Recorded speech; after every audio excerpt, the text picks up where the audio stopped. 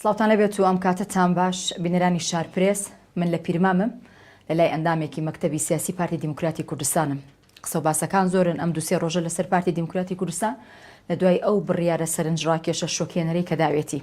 ئێمە کۆمەڵێک پرسیاری زۆر گرنگ هەندێک وەڵامی زۆر تایبەت کە یەکەم جالە لە شارپرێسەوە بۆ بینەرەکانی لە ڕێگەی ئەم چاوپێکەوتنەوە لەگەڵ ئەو ئەندامی مەکتەبی سیاسی پارتی دیموکراتی کوردستان دەگوێزینەوە لەگەڵمان بن.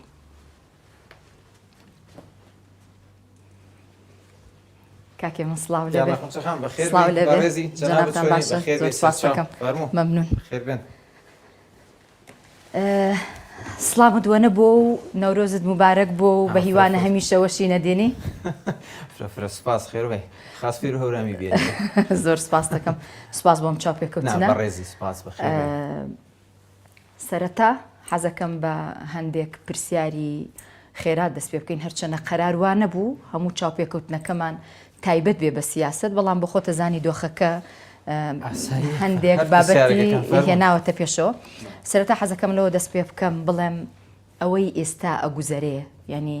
ژانی لەدایکبوونی دۆخێکی نوێ یان نەتوانین بڵێن سەکەراتی مەوتە.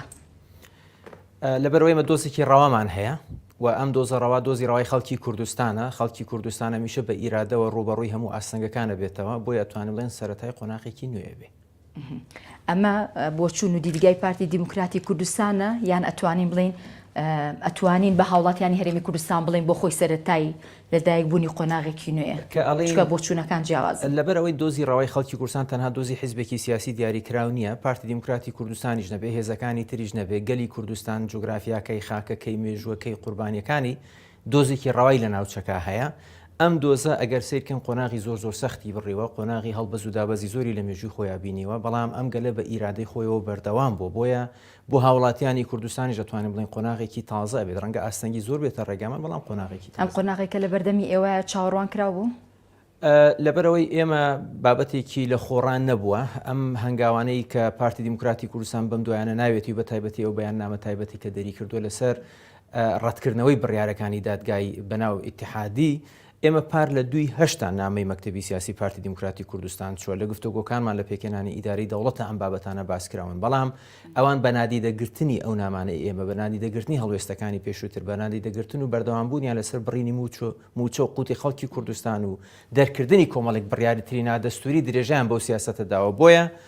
پێویست بەوە کات ئیتر لەم قۆناغەوە پێیان بووترێ ئەبێ ڕابوەسرەوە بێ مڕاجعەیەکی کولی دۆخی سیاسی عێراق و تاوان ئێمە گورترێنە سەر بڕیارەکانی دادگای فیدراڵی یان ئەوەی کەڵی بەناو محکەمەی ئیتیحادی با بڵێن. بەس جارێ حەزەکەم پرسیارێکی تر بکەم کە ئێوە وەکو حیزبێکی فەرمانڕەوای 32 ساڵە ئەتوانم پرسیارێکی سادە بکەم بڵێم بۆچی دۆخی هەرێمی کوردستان گەیاندووتانە ئەمەی ئێستایتیایە؟ ئێمە 32 ساڵ نییە ئێمە لە 1946ەوە دامەزراویە لەو کاتەوە تا ئێستا هێزی یەکەمی کوردستانین چ لە خەباتی شاخ و من باسی ئەم 32 ساڵی ئەخیرەکەین تەڵان لەبەرێکجارنەکانی شابوو بێ ئێمە ئەگەر بە چاوێکی ویژدانانەوە تەماشای هەرێمی کوردستان بکرێ ئەو دۆخی کە ئێستا هەیە ئایا ئەمە لە ئاست چاوەڕوانەکانی هەمومان بووە نەخێر ئەکرێ چاکتر بکرایە باشتر بکرایە بەڵێ ئەکرا سیاست و شێوازی ئیدارەدانی وڵاتمان بە هەموو هێزەکانەوە چونکە بە ئەسەری ڕەزی هەمومان بەرپرسیارین لی تەنها پارتی دیموکراتی کوردستان نییە هەموو ئەو هێزانەشی چه پێشتر لە حکوومەتا بوون و بیریشت نەچێ منزومەی سیاسی وڵاتێکەر ئەو هێزانە نین کە حکومڕانن ئەو هێزانەشی کە ئۆپۆزیسیۆنن ڕایگشتی و میدیا و کۆمەلگای مەدەنی و هەموو فکات و توێژەکانیش بەشدارن لەوەی چاودێر بن بەشدار من لەوەی چاودێر من لەسەر ئەم فەرمەوە ئاەتوانیوانە بەدیلێکی باشتر دروستکەن ئاەتوانیوانە سیستەمێکی باشتری حکومڕانی بەدیل دروستکەن بۆیە ئێمە بەش بە حاڵی خۆمان لە مەسئولیت ڕناکەین پارتی حیزبێک نیە لە بەرپرسیارەتی ڕابکە لە سەرکەوتنەکان پارتی بەرپرسیارە لەو نشستانش کە بەسەر هەرێمی کوردستان هات بێ پارتی هەموو لایەنەکانی تر بەپێی حەقی خۆمان بەڵامشانەوەی خێرا بۆ ڕابردوو ئەکرا ئەمەی ئێستاتیاین بە باشی و بە خراپیەکانیەوە خراپەکانی کەمتر وایە باشترەکانی زیاترانی ئێوەدان بەوەیە ئەنێن نا ئێمەدان بەوە ئەنێن ئەبواە ئێمە مامەڵەمان لەگەڵ حکوومەتی عێراق لە دوای 2023 وەکو کورد نەک تەنها وەکو پارتی مەدروستر بووە لەو کاتانی کە ئەوان بۆ نمونە لە ساڵی 2007 کە ئەوە مادەی 140 بە تەواوەتی بە پێی دەستور جێبەجێکراکە نەکرا بۆ هەڵوێستێکی هەڵوێستێکی تونتر وەکو تەواوی هەرێمی کوردستان هەمان بواە ساڵی 2010 کە دەبابیان ناردە سەرخانەقین و قەرەتە بۆ بۆی هەڵوێستێکی زۆر تونترمان نەبوونی ئەو هەڵوێستانە لە کاتی خۆیان ئەگەڕێتەوە جەنابی سەرۆک بارزانانی یەکەم کەس بوو لە ساڵی 2002 زەنگی گەڕانەوەی عێراق بەرەو دیکتاتۆریەتی لا بەڵام هەر ئەو کاتیش ئەوانەی کە جەنابەت ئێستان پرسیارانەکەیان وت خێرە کاک مەسعود ئەوەندە توندە بەرامبەر بە عێراق ئەو کاتەش ئەم پرسیارانە ئەکرا بەڵام زەنگی بەرەو پێشێرکردنی مافە دەستوریەکانی هەرێمی کوردستان بڕینی بووچە بووجێ هەرێمی کوردستان کۆمەڵێک لەم باباتانە پێویستی بە یەک هەڵوێستی و یەکریزی زیاتر هەبوو بۆی ڕوبەڕووین بە دۆخانی عێراق ببینەوە. گوێمان لێ بۆ هەمومان حتمما ئێوەی سیاسەکان بەشێکیشن لە ناو کۆمەلگا ئەوەی کە لە سەردەمی خەڵکی ئەو ترێتەوە حتمما بەرگووی ئێوەش ئەکەوێتەوە ینی ئەوکان بەشی کۆمەلگا کاکان بەشی ئێمە دابەشی ناکەین ئێمە باسی هاوڵاتیانی هەرێمی کوردستان کردوەوەی تاواوی هاوڵاتیانی کوردستان قسەکەی پێت ئەڵێم لەبەرەوەی ئێمە یەک تۆز ئەمانەی واقعی مناقەشە بکەین بە نەتیجە گفتوگۆکانمان ینی نەتیجەیەکی هەبێ بۆ بینەرەکانمان کە گوێ لێ بگرن لەبەرەوەی لە هەرێمی کوردستانە حکوومەتیش نەیتوانێت ڕاپرسیەک بکا کە شتێک بێ زۆر مەلموس بێ لەبەر تۆ داوای ڕاپرسی لە من مەکە من وەکو ڕۆژنامەنووسێک وەکو تاکێک لە ناو خەڵک ئیشی ڕۆژنامەنووسە مەبەستم داتاکانە مەبەستم ڕاپرسینە طبعا مەبەستم داتاکانە بۆی زۆر دوور نەکەوینەوە ئەمەیە بڵێم دەگوترێ پارتی دیموکراتی کوردستان حیزبێکی عینادە ناکرێ بڵێ نەمبیستووە یعنی دەوترێت زۆر جار ینی ئەمە قسەی هاوڵاتیە ئەمە ڕەخنە نییە وەصف سەناژ نییە بەس ئەمەوێ بڵێم کە ینی دەگوترێ پارتی بۆ خۆی دەڵێ عینادی لە چوارچێوەی خۆ نەچەمانەوەیان بێت طبعا جناب ڕۆژنامەنووسی ئازادی قسەیە کە باوەڕت پێێت یان لە خەڵکێکت بیستوە بیهێنیت باسی من بێلایەنە پرسیارەکە لێرە لە بەرامبەر سیرکە عینادیسیا ئەگەر بەرگریکردن لە مافە دەستوریەکانی هەرێمی کوردستان عینادی بێ مەشانەزی بۆ عینادیەوەکەین ئەگەر بەرگریکردن لە ئیرادەی خەڵکی کوردستان عینادی بێ شانازی بۆ عینادیەوەکەین ئەگەر ستۆپکردن بە پەلاماردان لە سحێلا و لە پردێ و لەوانە عینادی بوو بێ مەشانازی بۆ عینادیانەوەکەین ڕوبەڕووبوونەوەی ئەو بڕیارە نادەستوریانی لە بەغداوە بۆ نێشتنی قواری هەرێمی کوردستان عینادی بێت ئێمەشانازی بە عینادی خۆمانەوەکەین ئەگەر عینادی ئەوە بێت خوێن لە پێناوی پاراستنی خەڵکی کوردستانە بڕێژین عینادی ئشانازی پێوەکەین بەڵام ئەگەر تەسلیم بوون عینادی نەبێت ئەگەر باوەڕبوون بە هەموو بڕیارێک لە بەغداوە بێ پێدوا بێمە تەبیعیە ئەوەی جاران ئەیانوت تو بەزواز بێنە لە کورسی ئێمە دەرسی ژاڵینەوە بەسکی برسی ئەمە عینادی نەبێت ینی کۆمەڵێک شت هەیە منیش کۆمەڵێک مستەڵەحاتم لایە خۆنچەخان جەنابەت ڕۆژنامەنووس بی منیش ڕۆژنامەنووس بووم پێشتر بۆ ئەگەر بگەڕێنەوە سەر قسەکانی پێشووتر و ئەوەی خەڵک چیاڵێت دنیای قسەی تر هەیە بۆیە من ئەوە ئەڵێم عینادی ئەگرم تۆ خاڵ ئەبژێری یعنی ئەکرێ لە ماوەی دووەکەشم بۆ لابە لە ماوەی 30 ساڵی ڕابردووە لە ئەنجامی ئەم عینادیە لەو کاتەوە نزیکە بشنو لە ئینتیخاباتێک دنیا ڕکلامە کرد هەر قەیناوە شەبە هەلاش بۆدانین بەس لە ئەنجامی عینادێکە هیچ سلبیاتێک ناتوانانی بڵێ هەمووی باشەکانە بەستم ینی وەکو پارتینا وەکو حیزبێک لە کوردستانە خونچەخان یەک شتە پێ بڵێم ئەگەر قرارە بەرنامەکەمان لەسەر مراجعەی 30 ساڵی حکومڕانی بێ و پێوەرەکانی حکومڕانی و پێڵێن گود گڤەرننس ینی بابینە سەر مناقەشەیەکی علمی زۆر ئاساییە لە ناو بەشەکە ئێستا بۆ نمونە ئەگەر قرار بێ مراجعەی 30 ساڵی ڕابردووکەین بەڵێ خاڵی سلبی هەبوو لە حکومڕانی لە هەرێمی کوردستانە ئەکرا باشترکەین سەدقات ئەمانتوانی باشترکەین پێکەوە هەمومان پێکەوە بەتەنا ئێمە نا بەڵام ئێستا پرسیارەکە ئەمەیە پرسیارێکی وجودی ڕوبەڕووی خەڵکی کوردستان بۆتەوە ئایا هەرێمی کوردستان تەواو دەستبەرداری هەموو شتەکانی خۆی بێت و تەواو تەسلیمی ئەم شەڕە قانونیە نادەستوریە بێت کە لە بەغداوە بۆ نێشتنی هەرێمی کوردستانەکرێ یان نا پرسیارەکە ئەمەیە پرسیارەکە هەڵسەنگاند من یەک نموت بۆ باسەکەم خونچەخان بەراوردی ئێستای عێراق بە هەرێمی کوردستان بەکوێیەکەی ئەو عێراقی ئێستا ئەم بڕیارە نادەستوریانە ئايات بڕۆ دۆخەکانی ئێستای عێراق ببینە ڕێژەی هەژاری لە عێراق ببینە ڕێژەی فەساد و گەندەڵی لە عێراق ببینە عێراقیش ئەو بەهەشتە نییە ئەوانەی جەنابەت قسەکان نەقلەکەی کە پارتی بە عیناددانێن نوێنەرایەتی ئەو عێراقە فاشیلە ئەکەن کە ئێستا پێیان وایە هەرێمی نیانەوەت هەرێمی کوردستان بەس نەوت تەسلیم کە هەموو شتێکمان لە بەغداوە بۆ دێ کوا وەڵامیان ئێستا بەس هەر وەکو زانیاریەک تاوان وتمان ئێمە ڕۆژنامەنووسی قسە نەقڵ ناکەین ئێمە باسی هەموو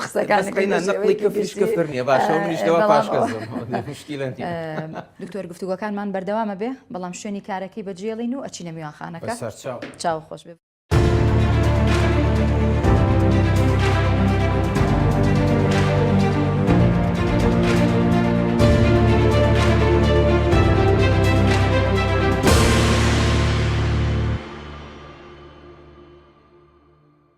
دووبارە سڵاوتان لێبێ لە گفتوگۆکانمان بەردەوامین لەگەڵ هێمن هەورامی ئەندامی مەکتەبی سیاسی پارتی دیموکراتی کوردستان. دووبارە سڵاو لێبێ دکتۆر.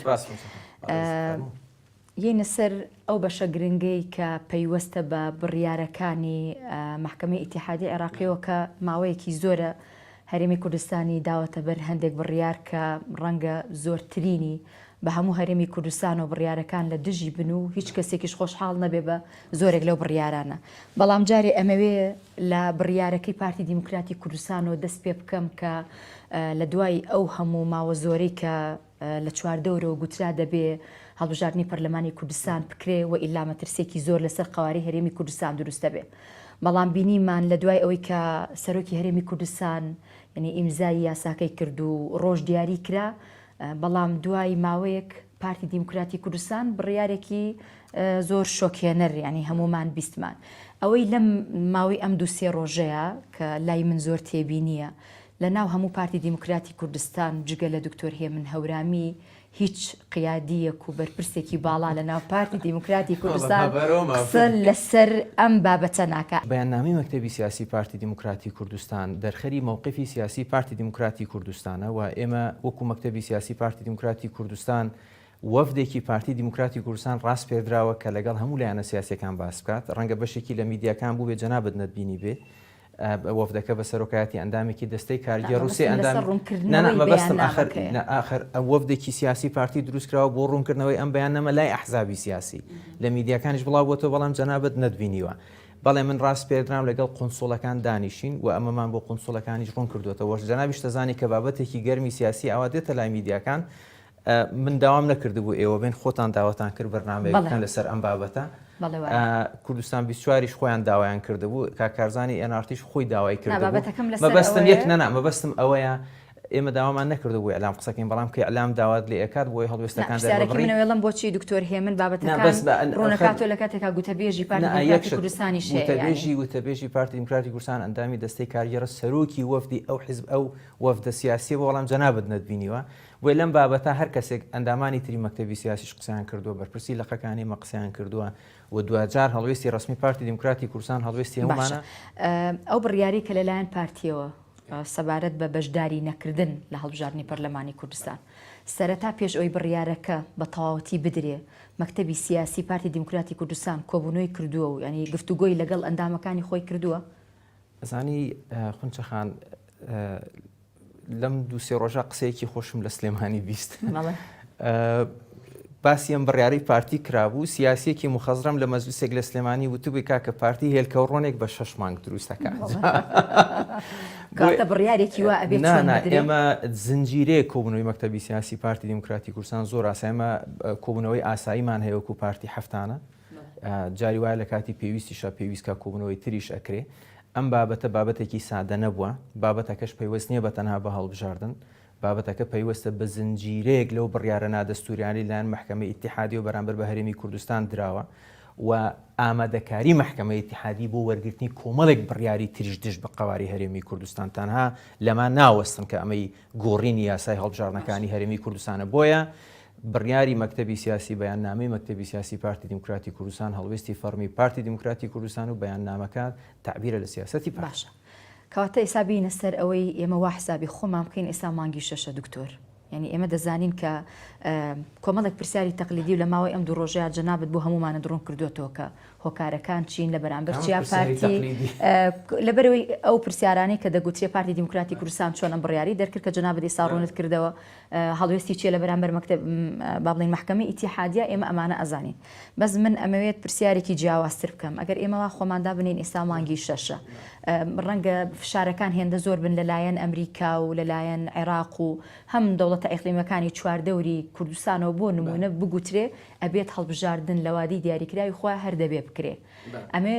هەڵوێستی ئەو کاتی پارتی دیموکراتی کوردستان بزانم دەکرێ هەڵبژاردنێک بەبێ پارتی بکرێ یان ئەوە تا پارتی ڕای دەگەیەنێ بۆ نمونە لە زۆنەکەی ئەوە نابێ هەڵبژاردن ئەنجام بدرێت. ئێمە وەکو حیزبی تر نین، ئەوانەی گەبەبیرت بێت لە 2-3 ساڵی ڕابردووە ئەو کاتێک کە پارتی دیموکراتی کوردستان لە ڕێی فراکسیۆنەکەیەوە سەرۆکی هەرێم بەڕێز جەنابی سەرۆکی هەرێم 3 جار پێش ئەم وادەیە وادەی تری هەڵبژاردننی دانا ئێمە کولایانی ترنین کە ئەیانود وڵا ئەگەر هەڵبژارنیش بکرێن نایڵین لەم دیوی دێگەڵەوە سندوقدا بندرێ پارتی حیزبێکی بەرپرسیارە ئێمە لەگەڵ سەقامگیری سیاسی هەرێمی کوردستانین لەگەڵ گەڕانەوەی مەشروعیەتین بۆ دامەزرا و دەستوریەکانی هەرێمی کوردستان بەڵام بە بڕیاری کوردستانی نەک بە بڕیارێکی نادەستوری محکەمەی ئیتیحادی بۆیە ئەوەی کە جەناب دەڵێ ئەگەر ئێستا مانگی 6 بەجار ئەمڕۆ 21 سێ من و تۆ گفتوگۆکەین 3 مانگ ماوە بۆ ئەم وادەی کە ئەکرێ هەموو هەوڵەکانی ئێمە ئەوەیە هەڵبژاردننی پەرلەمانی کوردستان ئەم ساڵ بکرێ بە یاسا و بە بڕیاری هەرێمی کوردستان بکرێ بە گفتوگۆ و لێکتێگەیشتنی خۆمان بێ بە بڕیارەکانی خۆمان بێ دادگای فیدرالی بەم بڕیارە نادەستوری کە داوێتی ناسەقامگیری بۆ هەرێمی کوردستان دروست کردووە بەم بڕیارە نادەستوری کە داوێتی هیچ بەهایەکی بۆ دامەزرا و دەستوریەکانی هەرێمی کوردستان نەهێشتۆتە لەوانە کە پەرلەمانی کوردستانە حتا بۆ سەرۆکایەتی هەرێم حتا بۆ ئەنجومەنی دادوەری هەرێمی کوردستان بە نەهێشتنی بابەتی کورسیک پێکاتەکانە بە دابەشکردنیەتی پارتی دیموکراتی کوردستان ڕای پێچوانی نەبوو لەسەر چواربازنەی یان لەسەر ئەوەی کە کۆمیسیۆنی عێراق بێت یا لەسەر بایۆمەتری بێت پارتی دیموکراتی کوردستان بڕیارەکە تەنها بیسانەڵێم لەسەر هەڵبژاردن نییە بە تەنها ئێمە بایکۆتی هەڵبژاردنمان نەکردو ئەسڵن ئێمە لە هەموو لایەک ئامادەترین من مەسئولی ڕێخستنیم حیزبم باش ئاگادارم پارتی باش ئامادەی بۆ هەڵبژاردن بەڵام نەک بە بڕیاری دادگای دەستوری بێ کە پێشتریش 11 بڕیاری دژی هەرێمی کوردستان داوە کە ئێستش پلان و ڕەشنووسی ئامادەکردنی کۆمەڵێک بڕیاراتی تری دادگای دەستوری بەڕێوەیە بۆ ئەوەی هیچ شتێکی هەرێمی کوردستان نەهێڵنەوە پێشوەی بچمە سەر بڕیارەکانی تر ئەتوانی یەک جیاوازیم بۆ بکەی لە بینی بەشداری نەکردن و بایکۆتکردن بایکۆتکردن چییە؟ بایکۆتکردن ئەوە بوو بەڕێز مقتەدا سەدر لە هەموو پرۆسەکە کردی هەڵبژاردننیش بە وتی ئێمە هەر ئەندامەکانی ئیسیقالەیان کرد لە هەموو شتێکشانەوە بەڵام تو ئەوەیە ئەڵی من لەم مەحەتا بەم بڕیارەی کە دراو بوو ئەم هەڵبژاردن من بەم بڕیارە بەشداری ئەم هەڵبژاردن ناکەم نەک ئێستا بوو نمونە ئەگەر هەڵبژاردن بوو نمونە ئەو هەموارانەی کە لە خولی پێنجەمی پەرلەمانی کوردستانە پێشکەش کران بەداخەوەی کە لایەنەکانی تر لە کاتی خۆی نەهاتنە پێشەوە ئەو هەموارانە بە ئیرادەیەکی کوردستانی بکرێ ڕێگەیەک بدۆزینەوە بەوەی کە محکەمەی اتحادی عدول لە قەرارەکەی خۆیکە لەگەڵ دامەزراوەکانی هەرێم ئەو هەموارانەی کە پێویستەکە مەسەرەن کوردستان لە یەک بازنە بێتە 4 بازنە بە کۆمیسیۆنی لەبەرەوەی حساب کۆمیسیۆنمان نییە لە هەرێمی کوردستانە ئایتر بە کۆمیسیۆنی عێراقەکەین ئێمە ئامادەین ئەم هەڵبژاردنە بکەین بەڵام هەڵبژاردنێک ئەگەر 50 کورسیش بێنین بە قەراری محکەمەی اتحادی بێ بەشداریتیان ناکەین باشە ئەو بڕیارانی لەلایەن محکەمەی ئیتیحادیەوە لە ماوەی دواییە کە دەرکرایەکێک لەوانە بابەتی چواربازنەی کە جەنابی داماژەی پێی هیچ کێشەیەکی نییە نە پارتی دیموکراتی کوردستان و نە هەم پرۆسی هەڵبژاردنەکە بۆ خۆی ڕەنگە کێشێکی ئۆتۆ دروست نەکە بەڵام بابەتی کەمکردنەوەی 111 کورسی بۆ 100 کورسی ئەمەی پرسیارێک بکەم بۆچی بابەتەکە لە ڕێگەی ئیعلامەوە گێنرایەکە مەنەچەوەیەکان کە ئەمە بۆ خۆی ڕێک لابردنی ئەم 11 کورسی پێکاتەکانە ینی بۆچی پێکاتەکان هاتنە سەر شاشۆ بۆ جۆرە قساکراو ینی ئاماژەیەک درابەوەی کە لە هەرێمی کوردستانە دەگوترێ دەیانەوێت پێکەوە ژیان نەهێڵن ئەمە تا چەند ڕاستە خۆنچەخان زۆر ڕاستە لەبەر ئەوەی بوو نمونە ئەم یەک پرسیاری جددی لە محکەمەی اتحادیەکەین بۆ کۆتا لە پەرلەمانی عێراق هەبێ بۆ کۆتا لە ئەنجومەنی پارێزگاکان هەبێ بۆ کۆتا لە هەرێمی کوردستان نەبێ بە هەمان میکانیزمی ئەمە هەرێمی کوردستان ئێستا خۆنچەخان با محکەمەی اتحادی ئەگەر ڕاستیانە کرد دروستیان ئەویست ئەگەر پلانێکی تر لە پێش نییە دیزایانی ئینتیخابات و نەتیجەی ئینتیخابات بە جۆرێک دایان ڕشتووە کە پەرلەمانێک دروست بێ قەراراتی سیاسی بەو ئاراستەیە بێت کە محکەمەی اتحادی ئەوانی لە پشتی محکەمەی اتحادین بیانەوە قەراراتی هەرێم بۆ شێوە دەرچێ ئەیان توانی خۆی یەکێتی لە تانەکەی خۆی ئەزانی داوای نەکردبوو کۆتاکان هەڵنەوەشێتەوە داوای کردبوو کورسەکانی دابش بکرێت بەڵام محکەمەی اتحادی ببڕێ محکەمەی اتحادی بە تەنها دژی پارتی نییە خونچەخان ڕای گشتیە بێ باش بزانێ ئەوان فرسەتێکیان دۆزیوەتەوە پێیان وای عێراق بەرەو مەرکەزی ئەبێ ببرێتەوە ئەو دەستوری لە 2005 کە هەرێمی کوردستانی ناساندۆ هەرێمێکی فیدرالی دەستورێکە نەیهێڵن و بە شێوازی تر مامەڵە لەگەڵێمە لەکوێی هەرێمەیان لە نەوتی هەرێمەیان لە اقتصادی هەرێمەیان لە پەرلەمانی هەرێمی کوردستانیانە لە پێکاتەکانی هەرێمی کوردستانیانداوە ئەگینا بابەتی یەکێک لە بابەتە ئەساسیەکانیش بەڵێ بابەتی پێکاتەکانە نەک تەنها لەبەر ئێمە دکتۆر مادەم ئەم بڕیارانە تەنها دژ بە پارتی دیموکراتی کوردستانی بۆ هەرێمی کوردستانە بۆ نمونە پارتی بۆ دەست پێشخەرێکی نەکرد لەگەڵ هەموو ئەو فراکسیۆنانی کە بەشدارن لە حکوومەتی عێراقیش پێکەوە ئەم کارتتان بەکارنێنا کە بڵێن ئێمە دەمانەوێت پێکەوە بکشینەوە کە ڕەنگە فشارەکە دووهێندە بواوە لەمەی ئێستا یەک لەبەر ئەوەی ئەو لایەنەی کە ئەبواە لەگەڵ ئێمە پێکەوە بین بۆی کاریگەری هەبێ لە سەران بەڕێ بۆ نمونە ئەڵێم ئەو لایەنەی کە یەکێتی نیشتیمانی کوردستانە بۆ نمونە بەڵام یەکێتیە چۆ لە دادگای فیدراڵی تانی لە قەرارێکی هەرێمی قانونێکی هەرێمی کوردستانیاوە یعنی بە واقع بین تۆ چۆن داوا لە منەکەی لەگەڵ یەکێتی پێکەوە ئەو خۆیتانەکەی ئەمە یەکێک بوو لە هەڵە تاریخ باوەڵامەکەت بە ئەگە پرسیارەکەی باشە مادەم وایە پرسیارەکانت کەمش پێکەوە تۆ چۆن داوا لە پارتیەکەی لەگەڵ یەکێتی بچێت پێکەوە قەراری کشانەوە بات لە پرۆسی سیاسی عێراق لە کاتێکا یەکێتی نیشتیمانی ئەم هەڵە استراتیژیە مێژوویەی کرد کە من دڵنیام تێکۆشەرە دێرین و ئەسڵەکانی ناوێکێتی نیشتیمانی کوردستان ئەم حرەکانە یەکێتیان پێخۆش نییە بەڵام بار حاڵم بابەتێکە بۆ ناوخۆی خۆیان بەجێ هێڵن ئێمە لە پار لە 2/8 ئێمە نامەیەکی ڕسمیمان بۆ ئیتیلافی ئیدارەی دەولە نووسیوە کە یەکێتی نیشتیمانی کوردستانیش ئەندامە لە ئیتیلافی ئیدارەی دەولە لە کۆبوونەوەکانی بەشدارن بۆ ئیتاری تەنسیقی پێمان وتون ئەو ئیتیفاقە سیاسیە ئیداری کە کابینەکەی محەممەد شیع سوودانی پێ دروست کراوە ئەوە تا 13 خاڵی سیاسیە هیچی جێبەجێ نەکراوە لە خاڵە ئیداریەکانی هیچی جێبەجێ نەکراوە ئەگەر لەسەر ئەم شێوازە بەرد ئەوان هەموو بەڵێنێکیاندا وتیان ئێمە بڕاجعی خۆمانەکەینەوە ئەو خاڵانە ڕاستەکەن جێبەجێ نەکراون جێبەجیانەکەین بەڵام بڕیارەکانی محکەمەی ئیتیحادی بڕیارەکانی حکوومەتی عێراقی ڕەشنووسی ئەو یاسانی لە ئەنجومەنی وەزیرانەوە بۆ پەرلەمان ئەنێردران هەمووی دیسان پێچەوانەی دوای ئەم سەردان و نامێش بوو کە پارتی دیموکراتی کوردستان کرد باشە تەمانەم پرسیاری من دڵنیام لەوەی پرسیاری ناو دڵی هەموو هاوڵاتێکی هەرێمی کوردستانە کە ویستم ئێستا بە جەنابیشتی ببڕم ئەمەیە پێت بڵم پێش ئەوەی بگاتە ئەوەی کە دڵنیام تۆش ئێستا یەکسەر ئەڵەی پرسیارەکە لە دڵی منی شایە بێگومان ئەمەیە بڵێم پێش ئەوەی یەکێتی نیشتیمانی کوردستان بچێ لە محکەمەی ئیتیحادی سکاڵا تۆمار بکە حتمما لە بینی یەکێتی و پارتیا قسە کراوە کە ئەمان ناڕازین لە 11 کورسیەی پێکاتەکان یعنی ئەگەر ودی یەنیش بێ هەبووە ئەمەیە بڵێم ئێوە بۆ خۆتان لە ناوخۆی خۆتانە ئەمەتان چارەسەر نەکرد پێشووی بگاتە محکەمەی ئیتیحادی پرسیارێکی زۆر طبیعیە زۆر ئاسای پرسیارێکی بەجێە لۆجیکیە دەستخۆش بەڵام بە ئەگەر بگەڕینەوە بۆ ڕابردوو لە خولی پێنجەمی پەرلەمانی کوردستانە ئێمە 2 ساڵ بوو هاوارمانە کرد ئەگەر بکەڕینەوە سەر ئێستا حەزەکەی ڕۆژێک بەرنامی کتابی لەسەر خولی پێنجەمی پەرلەمانی کوردستان بەجددیمانی بۆی تاریخەکانت پێ بڵێم لە چەند دانیشتنی دەستەی سەرۆکایەتی لەگەڵ فراکسیۆنەکان لەگەڵ لایەنەکانی تر ڕەشنووسی وتمان بابە ئەگەر ئەتانەوێت تعدیلی قانونیەکان فەرمون ڕەشنووسێک بێنن درافتێک بێنن درافتەکان هێنا بەداخەوە تیمی یەکێتی لە پەرلەمان 6 مانگ دانیشتەکانی پەرلەمانیان پەک خست لەسەرەوەی پارتی داوایە کرد بابە ئەو ڕەشنووسەی خۆتان هێناوتانە بۆ تعدیلی قانونی هەڵبژاردن فەرمون داخلی بەرنامەی کاریکەن بۆی کۆبوونەوەی لەسەرکەین بۆی خوێندنەوەی یەکەمی بۆ بکرێ بۆی بدرێتە لیژنەی قانونی بۆی خوێندنەوەی دووەمی لەسەر بکرێ بۆی دوای بتوانین بە سازان دەنگیشی لەسەر بین 6 مانگ دانیشتەکانی پەرلەمانی کوردستان لەلایەن تیمی یەکێتیەوە هەم لە سەرۆکایەتی پەرلەمان هەم لە فراکسیۆن پەک خران کۆبوونەوەکان نەئەکرا ئەو کاتیش بەڕێز خونچەخان ئەگەر ئێمە وەکو پارتی زۆرینەمان بەکار بهێنا ئێستا جەناب تاهاتی ئەوت بۆچی ئەو زۆرینەتان بەکارهێنا سازانی نیشتیمانیتان تێک یا لەسەرەوەی بە سازان ئەم بابەتانتان جێبەجێ نەکرد ئەو کاتە ئەوەتان بە من ئەوت بەسکەواتە بە نەتیجە نەتوان ینی هەردوو لا نەتوان ینی نەتانتوانی بگەنە چارەسەرێک جگە لەمەش ئێمە کە هەموو هێزە پێکێنەرەکانی ناو کابینەی نوێمی حکوومەتی هەرێمی کوردستان و ناو پەرلەمانی کوردستانیش کە پەرلەمانی کوردستان هەڵبژاردن نەتوانە لە کاتی خۆیان بکرێ و ساڵێک تەمەنی پەرلەمان درێژکرایە و هەمومان پێکەوە دەنگمان پێیانی کەس ناتوانێت بۆی فەراخی دەستوری دروست نەبێ لەو کاتەشە ئێمە داوامانە کرد کە با خوێندنەوەی یەکەم بۆ ئەو پێشنیازە یاسانی کە هەر خۆتان نووسیوتانە پێشنیازە یاسای یەکێتی نیشتیمانی بزوتنەوەی گۆڕان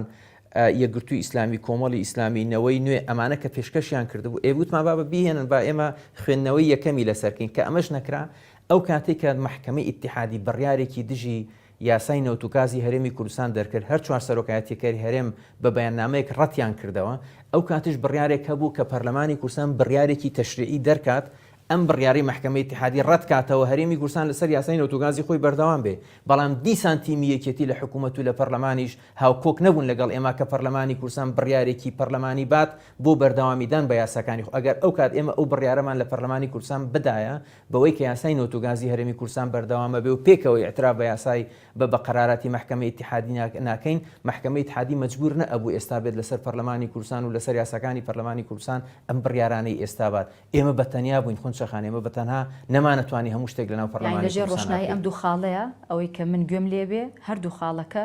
بەهۆی ناکۆکی نێوانتانەوەی یەکێتی نیشتیمانی کوردستان ناکۆکی نەهاتنە پێش و دوایش ئەوان پەنایان بۆ محکەمەی ئیتیحادی بەر بۆ ئەوی ئەمتانێت لە یاسای هەڵبژاردننی هەرێمی کوردستان باشە 24 مانگ با بڵین دەوامی فەرمی دەست پێکاتەوە ئەبێ پارتی دیموکراتی کوردستان چاوەڕێ بکا بزانێ هەڵوێستی حکوومەتی عێراقی چی ئەبێیان ئەمەوێ بڵێم پارتی دەیەوێت چی بکات داوا لە محکەمی ئیتیحادیەکە کە تەفسیرێک بۆ بڕیارەکە بکە ئەزانی محکمە تەفسیری بڕیاری خۆی ناکە بەڵام بەپێی مادەی 45 نیزام داخلی محکمەی اتحادی ئەتوانێت ئەوەی بخۆیان پێڵن عدول واتە ڕاستکردنەوەی یان تەصحیحی بەس بە سەراحەت با ئێمە خۆ کە پێکاتی ئێستای محکمەی اتحادی اتفاقێکی سیاسی بووە لە بینی پێکێنەرەکانی ئیترافی دەوڵە و ئیتاری تەنسیقی کاتێک ئەم حکوومەتە دروستکراوەتە ئیتفاقەکە نامەکە لە ئیتفاقە سیاسەکە لای منە یەکێک لە ئیتفاقەکانی ئێمە لەگەڵ ئیتاری تەنسیقی کە لەگەڵ ئیتلافی ئیداری دەوڵە ئەوە بۆ لە 6 مانگی یەکەمی دەست بەکاربوونی حکوومەتی عێراق بە سەرۆکایەتی محەممەد شایع سوودانی ڕەشنووسی دادگای پێکێنانی دادگای فێدراڵی بەپێی مادەی 92 دەستور بنێدرێتە پەرلەمان چکە دادگای دەستوری خۆن چەخان ئەبێ لە 12 کەس پێک بێت شەشی ئەسپۆڕ یاسایی بن شەشی فەقیه بن ئەبێ ئەم دادگایە بە دەنگی دوو لە سەرسی ئەندامانی پەرلەمان پێک بێن لەم ڕێکارانە نەیان کرد بەشێک لەوەی کە پاشەکشیان کردووە شەڕێک ئەزانی خۆن چەخان جگە لەوەش بۆ هەر قەرارێکی محکەمەی اتحادی دە 2 ساڵی ڕابردووە بەرامبەر بە هەرێمی کوردستان 13 جار هێرش کراوەتە سەر هەرێمی کوردستان بە درۆن و بە ساڕوخ ئەمە لە خۆڕانە هاتووە ئەو فشاری اقتصادیانی لەسەر هەرێمی کوردستانە کرێ لەو 2 ساڵی ڕابردوو پەلاماری درۆن و ساڕوخ دەرکردنی 11 بڕیار بە هەرێمی کوردستان لە خۆڕایە کەواتە ئەمەوێ بزانم سەرنجی هێمن هەورامی لەسەر کۆی بڕیارەکانی محکەمەی ئیتیحادی ینی ئێمە زۆر گوێمان لێبێ بە تایبەت لە ڕێگەی ئیعلامەوە کە دەوترێ هەموو ئەم بڕیارانی کە دەرئەکرێ بەرامبەر بە هەرێمی کوردستان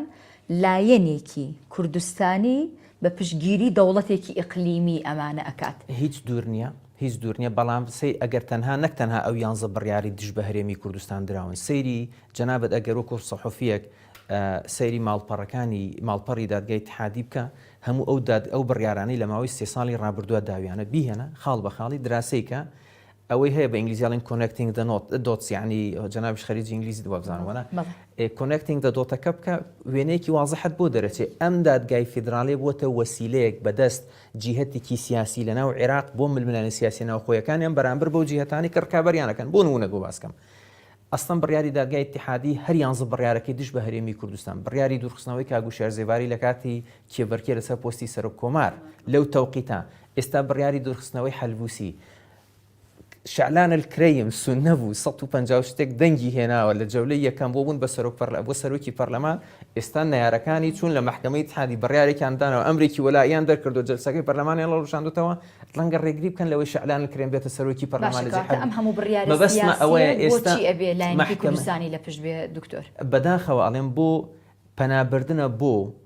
جیهەتێکی دەرەکی لە دەرەوەی هەرێمی کوردستان بۆ یەکلاکردنەوەی بەشێک لەو ململانە سیاسی ناوخۆیانە هەیە توانی بەناوهێنان پێم بڵێ بەسا ئینسان لە هەرێمی کوردستان چەند کەس چۆ لە محکەمەی اتحادی دادگای مەسەلەن تانەی پێشکەش کردووە ئەزانی لەو 11 تانەی کە محکەمەی اتحادی باشەگە محکەمەی اتحادی تانەی بۆ نەبردرێ ئەتوانێت لە خۆڕان دەست پێش خەریب بکە خۆی بجێتێکە بێتانەکەی پێشکەشکە بەڵام سەیری کۆی ئەو تانانی ئەمە بەشێکە هەمووی لە یەک لایەنەوە برا لە یەک لایەنی کوردستانی نییە بە تەنها یەک لایەنی کوردستانی بێت لە کۆمەڵێک لایەنی تریشەوە هەن لە کۆمەڵێک خەڵکی تریشەوەن بەڵام ئێمە ئاگادارین ئەو خەڵکانش چۆن تەژێکراون کە بچن ئەم تانانە باشە شتێکی لە ئینگلیزی پێڵێن لۆفەر یعنی شەڕی قانونی یعنی من بە سەراحەت ئەم قسەمە ڕەنگە یەکەم جارە لێرە بیشڵێم شەڕی نەیەشتنی قاوارەی دەستوری هەرێمی کوردستان کە لە دوای با بڵێن 16 ئۆکتۆبەرەوە کراوە ئەو کات شەڕەکان عسکەریان لەگەڵ هەرێمی کوردستانەکە ئێستا شەڕەکان قانونیان و اقتصادیان لەگەڵ هەرێمی کوردستانەکە تەمان من پرسیارێکم ئامادە کرد و بەس لە قسەکانی جەناب تۆ پرسیارێکی ترم بۆ دروست بوو ئەماکەم و دواتر بە ئەچینە سەر قەواری هەرێمی کوردستان بە شێوەیەکی گشتی ئاماژەت بە شتێکدا مەسەلەی نەوت و غاز ینی با بڵێن مەلەفی نەوت بە شێوەیەکی گشتی لەو ڕۆژۆی کە نەوت لە هەرێمی کوردستانەوە هەناردی دەرەوە کراوە ینی پارتی دیموکراتی کوردستان بە شێوەیەکی گشتی یان با بڵێن زۆرینە ئەولی بەرپرس بووە یعنی ئێمە ئەنجومەنی نەوت و گازی هەرێم بەس پارتی تیا بووە نەخێر ئەنجومەنی نەوت و گازی هەرێم کە بەرپرس بووە لە بڕیارەکە هەموو بڕیارەکانی سەبار بە نەوت و گاز وەزیری دارایشی تیا بۆ گۆڕان بووە جێگری سەرۆک وەزیرانی تیا بووە کە یەکێتی بووە بڕیارەکان لە ینی هەموو بڕیارەکان بڕیاری ئەنجومەنی نەوت و گاز بووە هەمووتان پێکەوە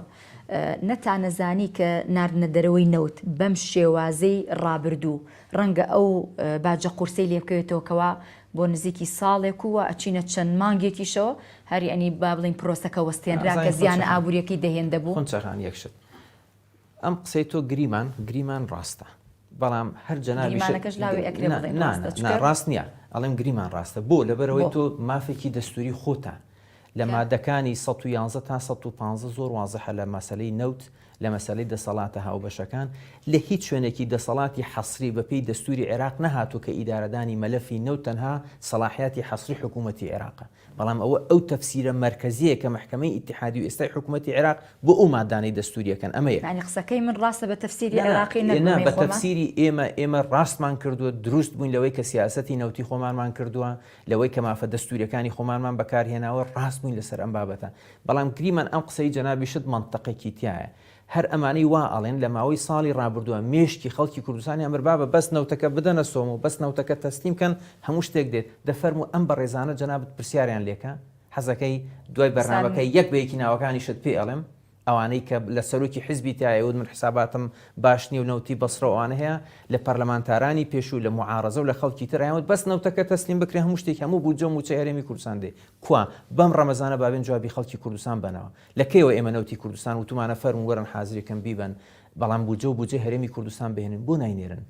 ئەبێ خەڵکی ئەمە تێبگا شەڕێکی وجودی لەگەڵ هەرێمی کوردستانی مەسەلە ئەوە نییە تۆ نەوتی ئەگەر بەدەستیان بێ ئەسڵان نایڵن ئۆکسسیجینی کوردستانیش بمێنێ نەک نەوتی کوردستان کەواتە سوورە وازەحەکە نەتوانراوە لەلایەن هەموو هێزە سیاسیەکانی کوردستان بگەێنرێ بۆ خەڵکی کوردستان چاواشەکاری ئەم لەگەڵتم ئەشهەدوو ئەم قسەیە تەواوە 100% ئێمە زۆر سەرکەوتون نەبووین لە جەختکردنەوە و پیشاندانی تەواوی ڕاستی ئەم مەلەفانە بەڕای گشتی کوردستان چونکە بمانێ و نەمانەوێت ئەم نایەک ریزیە سیاسیە خۆنچەخان ینی جۆرێک لە با بڵێن درزێکی خستوەتە نێوان تێڕوانینی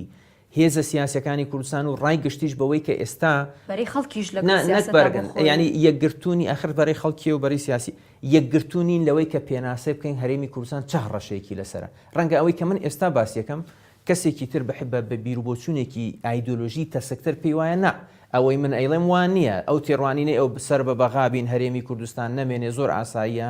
موچەکە خۆ لە سەردەمی ڕژێمیشا موچە هەرێمی کوردستان هەبوو بەڵام ئایا بەجددی کێشەی تەواوی کێشەی خەڵکی کوردستان کێشەی موچە بووە لەگەڵ عێراقا لە کاتی خۆیان هەموو کات بە درێژای دروستبوونی دەوڵەتی عێراق کێشەی هەرێمی کێشەی خەڵکی کوردستان کێشەی معاش بووە لەگەڵ هەرێمی لەگەڵ ڕژێمە نەخێر چەندین خاڵی تر هەبوو بینە سەر قواری هەرێمی کوردستان یعنی ئەم ماوەیە زۆر گوێمان لەوە ئەبێ کە ئەبێ هەمومان پێکەوە هەوڵ بین بۆ ئەوەی قواری هەرێمی کوردستان لاواز نەبێ ڕوونتر بیڵم بۆی قوارەکە نەسڕ درێتەوە وەک خۆی بێ هەڵدرێتەوە جارێ بەس محاولم بۆ بکە وەڵامەکانم بۆ کورکەرۆچ کە پرسیارەکانم ینی یەک تۆ سەریعترن پێم بڵێ قواری هەرێمی کوردستان بەچی لاواز ئەبێ قواری دەستوری قواری هەرێمی کوردستان لە 91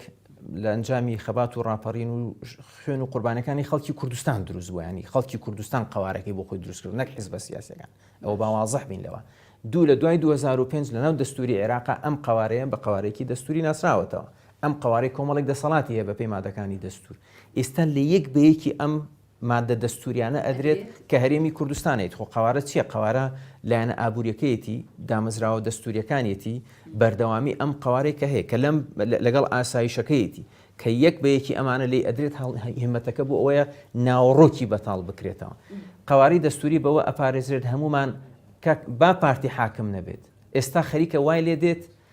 بۆ ئەوەی لە قواری هەرێمی کوردستان بدرێت لە پارتی ئەدرێت پێیان وایە گەر پارتی نەبێت تەواویتە قوارەکەش نابێت بەداخەوە لە ناو هەرێمیشە ئەوانەی سڕاع لەگەڵ پارتیەکەم پێیان وایە زۆریش غەڵاتە نابێ قواری هەرێمی کوردستان لە پارتی دیموکراتی کوردستانە کورد بکرێتەوە قوارەکە زۆر لە هەمومان گەورەترە زۆر لە پارتیش گەورە باشە ئەنجا کۆمەڵێک بابەت هەیە کە زۆر بەڕوونی بۆ بینەرانە باس کرد لە داخستنی پەرلەمانی کوردستانەوە فەشەل پێهێنانی زۆرێک لە جومگەکان ئەنجومەنی محافەزە بەو جۆرەیە کە پارێزگاکان بۆ جۆرەیە کە دەیبینین هەڵبژاردن هەتا ئێستا نەکراوە بابەتی بایکۆتکردنی پرۆسەی خوێندن کە بۆ خۆی دۆخێکی فەوزەوی و شڵەژاوی لە هەرێمی کوردستانە نایەوە لە دوو پارێزگا بەو جۆرە بوو لە پارێزگایەک بەو جۆرە بوو ئەمەوێ بڵێم ئەمانە بایکۆتەکە سیاسی بایکۆتەکە بەشێکی حەقی مامۆستایان بوو بەڵام بەشێکیشی سیاسی بوو ئەزانی بەشێک لەوانی قیادەی بایکۆتیانە کرد ئێستا لەو لیستانەی کە لە سلێمانی دروستە بن خۆیان تەرشیع کردو بۆ پەرلەمان بەشێک لەو بایکۆتانی لە سلێمانی ئەکرا فشارێک بوو لەسەر بۆ بۆ مامەڵەیەکی سیاسی بەداخۆ بینیشمان بایکۆتەکە بەچەند بە 24 ساعات کۆتایی پێهێنرا کێش کۆتایی پێهێنرا لەبەر ئەوە بەشێکی زۆری بایکۆتی مامۆستایان لە سلێمانی لەگەڵ هەموو ڕێز و حرمەتێکم بۆ هەموو مامۆستانی ساڵێک مامۆستا بووم بۆ هەموو شانازی بە مامۆستانی کوردستانەکەم بەڵام بایکۆتەکە دیار بۆ بایکۆتێکی سیاسی باش ئەمە ڕوونکردنەوە بوو لەسەر بایکۆت بەس من پرسیارەکەم بە شێوەیەکی گشتی ئەمەوێ بڵێم ئەگەر بێت و سکاڵای دوو کەسی ئاسایی لە مەحکەمەی ئیتیحادی لەسەر پێنەدانی موچە ئەم سکاڵایە تۆمار کراوە ئەمە لەو لاوە بێت بەڵام لەم لاوە ئێمە هەڵبژاردننی پەرلەمانی کوردستان ئەوە پەرلەمانەکەمانە ئەوە ئەنجومەنی پارێزگاکانە بەو جۆرەیە یعنی زۆرێک لە دام و دەستگاکان ناتوانن یەک هەنگاو بنێن چکە ماوەی دەستوریان تەواو بوو ئەمە قەواری هەرێمی کوردستان لاوازەکە یان تۆمارکردنی سکاڵایەکی وە یەکشت آخر من خونچەخان بەبیرت نەچێت پێش ئەم سکاڵانەی کە باس کرا ئەم بابەتەی لە عێراقەوە پاشەکشە لە دەستوریەت و لە مافەکانی هەرێمی کوردستان خۆی بەم 11 بڕیارەوە نەبووە ئەگەر بەبیرت بێت دیسان پێشت کەوتم وتم ئەوایە مادەی 140 هەرێ 140 لە ناو دەستور لە مانگی لە سیوێکی 2007 تا دواوا دەبجێ بۆ جێبەجێیان نەکرد بۆ پەلاماری قەرهەتەپۆخانە قینیاندا بۆ لە 2012 عێراق بەرەو ئەو دیکتاتوری توانە بۆ لە 2014 بۆ لە 2014 بودجێ هەرێمی کوردستانیان بڕی باشە بۆ ئەو هەوکارە عسکەریانی لایەن هاوپەیمانی دەوڵەتی بۆ پێشمەرگات حکوومەتی عێراق نەیهێشت بێتە لای پێشمەرگەوەی پێشمەرگە بەهێز نەبێت بینیتان داعش چۆن پەلاماری هەرێمی کوردستانی دایەوە دوای ئەمە بەشێکە ئەڵلقەیەکە لە زنجیرەیەکی درێژخایەن کەواتە ئێوە زنجیرەیەکی درێژخایەن مامەڵەی زۆر خراپ لەگەڵ حکوومەتی عێراقیە هەبوو ئەجا ئێستش کوردستەکان بەگشتی نەنە بەسم لایەنی کوردستانی بەگشتی حکوومەتی عێراقی عکسکەیتەوە ئەڵلقەیەکە لە زنجیرەیەک مامەڵەی خراپی حکوومەتی عێراق بەرامبەر بە هەرێمی کوردستان نەک حکوومەتی عێراقیش دەسەڵاتدارانی بەغدا ئەوانەی کە باوەڕیان بەو دەستورەی ساڵی 2005 نەماوە کەواتە بۆ ئێمە ئێوە ئەو هەموو پێشینێشتان هەیە ئێوە مەبەستم پارتینێ باسی هەموو هەرێمی کوردستان سیاسیەکانەکەم چکە ئەمە نوێنەری خەڵک سیاسیەکانە لەگەڵ حکوومەتی عێراقی مامەڵاکە ینی بۆ لەگەڵ ئەو هەموو مامەڵەی ڕابردووە بەس گەیشتین بەمەی ئەمڕۆ ینی ئێوە ئەم هەموو خراپەتان لێبینی بۆ نەکرای دەرسێک ئاخر جەنابەت ئەگە بەبیرت بێ 2012 خۆ هەموو نوێنەرانی کورد لە عێراق کشانەوە بەڵێ بەبیرتەوە بەڵێ لە 2012 ئەگەر بەبیرت بێ قرار بوو مالکی لا بدرێ لەسەر وەزیران وەکو جوڵەی هەرێمی کوردستان وایە لە 2010 لە 2014 کە عەبادی بۆ ڕئیسوزەرا هەر لە گردەکەی بزنەوەی گۆڕان بە ڕەحمەت بە کاگنەوشیروانیش مابوو خۆ هەموو قیادەی کوردی لە لای کاگنەوشیروان لە کۆبوونەوە بوون ئەزانی عەبادی 2 ساعات لەسەر کورد نەوەستا حکوومەتەکەی بەبێ کوردی ئەلان کرد بەڵێ ئەمە شەڕی ئێستا نییە خونچەخانە قسەکە ئەمەیە کەواتە ئێمە ئەبێ ئەمە بڕاستەکەی ئەبێ ئێستا هەموو لایەنە سیاسی بەڕێزەکانی کوردستان من لێرەوە داوایان لێ یەکەم لە برایانی یەکێتی هەمومان مستەهدەفین باوەڕکە خونچەخانی هیچ لایەک لە کوردستان پارێزرا و نابێت یعنی ئێستا پێ دوا بێ عەزیەتی پارتی ئەیەن پاداشتی لایەنی ترەکەن ئەوان شەڕەکەیان لەگەڵ کووردا شەڕەکەیان لەگەڵ هەرێمە شەڕەکەیان لەگەڵ قەوارەکەیە بەڵام ئێستا سنگی پارتیان گرتو چکە ئەزانن کە لە پارتی بن ئەوان وایان داناوە کە لە پارتی بن تەواوەتی لە هەموو هەرێمی کوردستانیان هەندێکیش لە ناوخۆی خۆمان پێیان خۆشە بەس بۆی پارتی نەمێنێت بە هەموو کوردیش نەمێنێت و قەواری هەرێمی کوردستانیش نەمێنێت باشە ئەو 111 کورسی پەرلەمانی کوردستان کە بەپێی بڕیارەکەی مەحکەمەی ئیتیحادی ئەو لە بینی دوو کەوانە ناڵێ کورسی بە تەنها پێکاتەکان 11 کورسیەکە ئەو باسی ئەوە ئەکات بەپێی دابەشکردنە جوگرافیەکە بۆ هەر چوار محافەزەکەی هەرێمی کوردستان لە 111 کورسیەوە دەکرێت 100 کورسی بێ بەس ئەو تانەی کە زانی ئەوان ئەو با بڵین ئەو تانەی کە درابوو لەسەر مادەی 36 دووبارە بابەتی کورسی 11 کورسی پێکاتەکان و کایکەتی داوای دابەشکردنی کرد بەڵامان هەموو ئەم تعدیلاتانیان هەڵۆشاندوێتەوە مەحکەمەی ئیتیحادی یعنی بابەتی ئەوەی کە لە 100 کورسی پێکاتوە ئەزانین لە بابەتی 100 کورسیەکەش تواخۆنچان بۆی بینەرانی بەڕێزیش بزانن یەکێک لەو دیزاینەی کە بەم قەراری مەحکەمەی ئیتیحادی لە ڕێی کۆمیسیۆنی کوردیانە کورسیەکانی هەڵەبجەیە ئەزانی کە کوردستانیان دابش بۆی کورسان بکەنە 4 بازنە طبعا هەڵەبجە تا ئێستا لای حکوومەتی عێراق وەکو پارێزگانە ناسراوە بۆی هەڵەبجە بکەنە بازنەیەک ئەبێ 3 کورسی هەبێ بۆ نمونە 3 کورسی هەبێ بۆ ئەوەی دوو پیا و ئافرەتێک بیانی هاتوون من خۆم خەڵکی هەڵەبجەم ئەزانم دانیشتوانی هەڵەبجە و خوڕماڵ و شارە زوور سیروان و ناو هەڵەبجە بەشی 3 کورسی ناکە بەشی 3 کورسی ناکە هاتوون چیان کردووە بۆی ببێتە ئەم 3 کورسیە کۆمیسیۆن لەگەڵ ئەوانی لە پشتی ئەم دیزاینانن دەنگەکانی پێنجێن و سەی سادق و شارە زوور کە بازنەی پێنجەمی انتخاباتی پەرلەمانی عێراق بوو بۆ هەڵەبجەیان حساب کردو بۆی هەڵەبجە ببێتە بازنەیە کاتە 233,000 دەنگدەر ناو شاری هەڵەبجەی شەهید 233,000 دەنگدەری نییە 233,000 دەنگدەرەکە بە دەنگدەرەکانی 5 سادق و شارە زوورەوەیە جا خۆشیەکەی لە چیایە دەنگەکانی 5 سادق شارە زووریان بۆ هەڵەبجە حساب کردووە بۆی هەڵەبجە بێتە بازنەیەک بەڵام ئەم 233,000 ئەبێ 6 کورسی بێ نابێت 3 کورسی بێ 3 کورسیان داناو ئەزانی بۆ دیزاینەکە بۆچی بۆی لەوێ شەزەربەیەک لە پارتی بن ئەستان هێشتا ئینتخابات دەستی پێ نەکردووە 13 کورسیان لە پارتی دزیوە بۆ معلوماتت باشە بۆ چونکە بەپی نەتیجە ئینتخاباتی 2021 ئەو 3 کورسی هەڵەبجە کورسێک یەکێتیەی بە کورسێک یەکگرتووی بە یەک کورسی ئەمێنێ بۆی پارتی نەوەی نوێ کۆمەڵ ئەو لیستە تازانەی کە دروست بوانەی کەمە ڕێکلام بۆیان هەموو منافەسە لەسەر ئەم کورسی سێمە بکەن بەڵام ئەگەر 6 کورسی بێ ئەگەر 6 کورسی بێ یەکێتی کورسیەکە بە لە بەروی باقی لە ئەخوای ئێستا سانتلیگو ئەوە نەماوە بڵێ یەکێتی کورسیەکە بە یەکگرتو کورسیەکە بە پارتی کورسیەکە بە نەوەی نوێ کورسیەکە بە کۆمەڵ کورسیەکە بە یەک کورسیەمێنێ بۆی هێزەتانی تازانیتر منافەسەی لەسەرکەن بۆی پارتی کورسیەکەی هەڵەبجە نەبات ئەگینە حقیقەتەوێ بەپی ئەو تەوزیعی کۆمیسیۆن کردوێتی بەپی قەراری محکەمەی اتحادی سلێمانی بێ 35 کورسی هەبێ بازنەی هەڵەبجە بێ 6 کورسی هەبێ ئەزانی 20,000 دەنگدەری ئێمە لە سلێمانی مەحروم کراوە لە دەنگدان کە ئەکاتە 2 کورسی 76,000 دەنگی ئێمە لە دهۆکە ئەکاتە 4-5 کورسی 136,000 دەنگدەر لە هەولێر من خۆم پەنجەمۆرە ناخوێنم هەمووی کورسی لە پارتی ئەبرێ 20,000 دەنگدەری حقیقی پارتی دیموکراتی کوردستان لە سلێمانی ئێستا پەنجەمۆریان نییە من خۆم پەنجەم ئێستا من ناتوانم دەنگ بم زۆر ڕامە کێشیتە ناو پرسیاری قورسەوە لەو کاتۆ ئێمە باسێکین ئەڵەی بڕیارەکانی محکەمەی ئیتیحادی تەنها دژ بە پارتی نیە و دژ بە هەرێمی کوردستان ئەمە یەکێکە دژ بە قواری هەرێمی کوردستان بەڵام دوای قەراری محکەمەی اتحادی کۆمیسیۆن هاتووی ئەعلانی کردووەڵێ ئەم 400,000 دەنگدەرە کێشەی پەنجەمۆریان هەیە ئێستا لەناو قەراری محکەمە نەهاتۆ بڵێ 400,000 دەنگدەرەکە کێشەی پەنجەم ئێمەش کۆمیسیۆنی ئەعلانی کردوڵێ ئەم 400,000 دەنگدەرە کێشەی پەنجەمۆریانەیە بەس ماڵیان ئاوا بێ ئێستا کردیان چونکە ئەگەر باشە ڕۆژی انتخابات بیان کردایە بیان وتای وەڵا نەک 400,000 کەس کێشەی پەنجەمۆری هەیە ئەخر بۆیە بەڕاستی وەکو برادەرێک گوتی ئەو خورمایی ئەوان ئەیخۆن ئێمە دنکەکەی لیگی فارمانە محکەمەی ئیتیحادی بەڕای تۆ دێت لە ناو ئەم هەموو کێشمەی هەرێمی کوردستانە کە بۆ خۆشی چاوی لەسەر ئەوەیە کە قواری هەرێمی کوردستان بە جۆرێک لە جۆرەکان نەمێنێ جا لە ڕووی مادیەوەیە لە ڕووی معنەویەوەی بێت لی بات محکەمەی ئیتیحادی دێت بە قسەی لایەنێکی دیاری کراو بکە گوێچکەی بۆ شرکاو ئەم پلانی بۆ دابنێ من پێشتە وەڵام ئەم پرسیارەکە محکەمەی اتحادی بە ئیتفاقی سیاسی پێکێنەرەکانی عێراقیەکە ناڵم باسی لایەنە کوردستانەکە محکەمەی اتحادی بە قەرارێکی سیاسی دروستکراون نوێنەرەکان و دادگاورەکان واضحن ئێمە ناچین لەگەڵ محکەمە قسەکەین ئێمە ئەچین لەگەڵ ئەوانەی کە دایان ناوەن قسەکەین ئێمە اتفاقی سیاسیمان لەگەڵ ئیتلافی ئیداری دەوڵە هەیە کە قەرار بوو مەشروعی قانونی دروستکردنی محکەمەی اتحادی بێنە پەرلەمان و نەیان کردووە ئەگەر ئێمە لەگەڵ ئەوان نەگەینە کۆمەڵێک ئێمە لە پرۆسی سیاسی عێراقیش ئەخشینەوە وەکو سیاسی لەگەڵ حیزبەکانە بە قۆترەوەگلەوەی لە ڕێگەی قانونەوە لێ ئەخنا پێتەڵێم ئەم محکەمە ئیتحادی بەرهەمی ئەم تەوافقە سیاسی ئیتلافی دەورە بوو ئەوەی کە دانراون ئێستا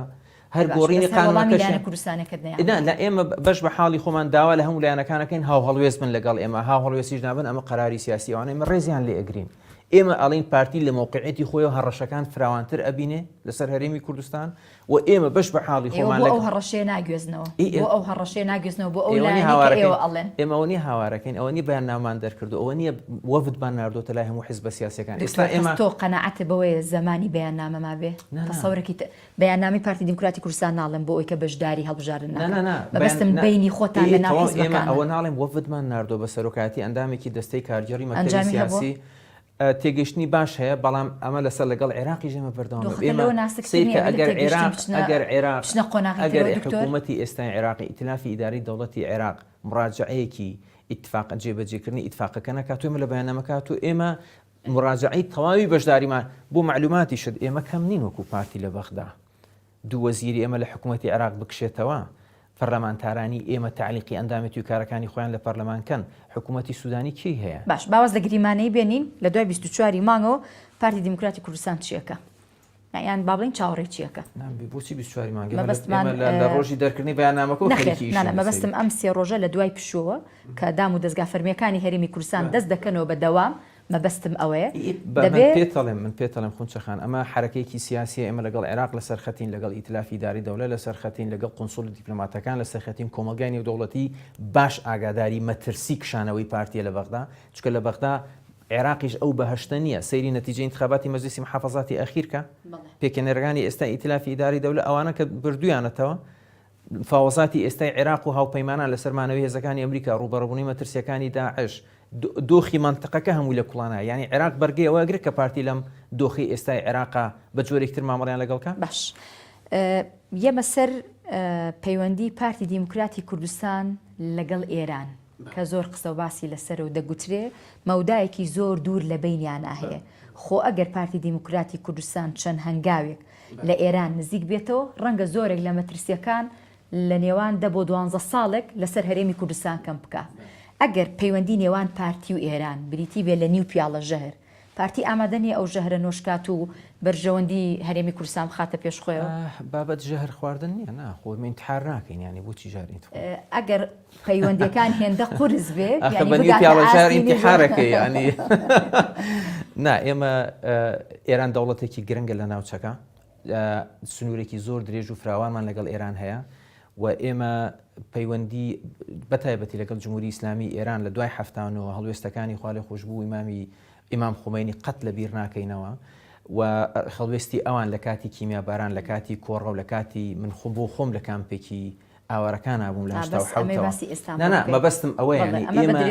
ئێمە وەکو پارتی دیموکراتی کوردستان پارتی دیموکراتی کوردستان سیاس هەڵوێستمان ئەوەیە لەگەڵ ئێران ئێمە ئەمانەوێت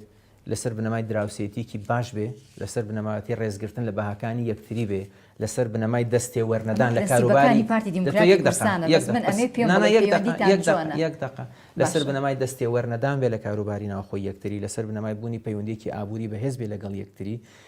ئەمانە پرەنسیپی ئەساسین و ئێمە لەسەر ئەم ئەساسە ئێمە ئەمانەوێت دۆستی ئێران بین بەڵام دۆستایەتیشمان لە ئێران ئەوێت دۆستایەتی بە یەک طرف ناکرێت دۆستایەتیش بەوە ناکرێت بەڕێز خونچەخان هەرچی ئێران ویستی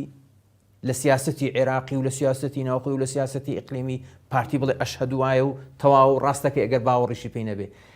ئێرانیش حەقی خۆیەتی بڵێت نابێت لە هەرێمی کوردستانەوە بەپێی قانونی دەولی هەڕەشەی ئەمنی لەسەر ئێران هەبێ ئەمە دروستێتی و